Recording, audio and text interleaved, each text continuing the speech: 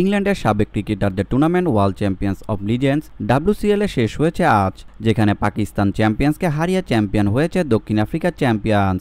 যদিও বৈশ্বিক এমন টুর্নামেন্টে রানার্স আপ হওয়া কম গৌরবের নয়, তারপরও ভবিষ্যতে এমন টুর্নামেন্ট খেলতে শহীদ আফ্রিদি, কামরান আকমল, মোহাম্মদ হাফিজ, শোয়েব মালিকদের নিষেধাজ্ঞা দিয়েছে পাকিস্তান ক্রিকেট বোর্ড PCB।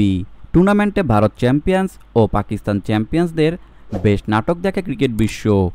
রাজনৈতিক বৈরতার জের ধরে এবারের আসরের প্রাথমিক পর্বে পাকিস্তানের বিপক্ষে ম্যাচ দুটি বর্জন করে ভারত। পরবর্তীতে সেমিফাইনালেও পাকিস্তানকে সামনে পায় তারা।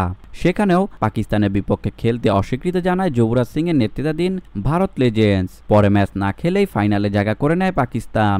PCB নানা অভিযোগ তুলে সামনের আসরগুলোতে পাকিস্তানের সাবেক খেলোয়াড়দের এই টুর্নামেন্টে অংশগ্রহণ সম্পূর্ণ নিষিদ্ধ করেছে। প্রাথমিক পর্বের ম্যাচে ভারত খেলতে অস্বীকার করায় পূর্ণ পয়েন্ট পাওয়ার কথা ছিল পাকিস্তানের, কিন্তু আয়োজকরা পয়েন্ট ভাগাভাগি করে দেয়।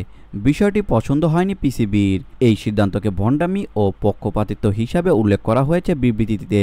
টুর্নামেন্টে কলঙ্কিত করা হয়েছেও বলে মনে করেন তারা।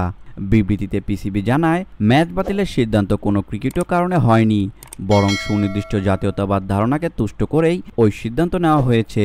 আমাদের ক্রিকেটারদেরকে আমরা এমন আসরে অংশ নিতে দিতে পারি না, যেখানে খেলাধুলার চেতনাকে ছাপিয়ে যায় বিকৃত রাজনীতি, স্পোর্টসম্যানশিপ ও বড়লোকে খেলার ধারণাটিকে যা খাটো করে তোলে। ভিডিওটি দেখার জন্য অসংখ্য ধন্যবাদ। নিত্য নতুন এমন ভিডিও পেতে হলে আমাদের চ্যানেলের সঙ্গেই থাকুন, সাবস্ক্রাইব করুন, ভালো লাগলে অবশ্যই লাইক করুন। ভিডিও সম্পর্কে যে কোনো মন্তব্য করতে পারেন আমাদের কমেন্ট বক্সে। ধন্যবাদ।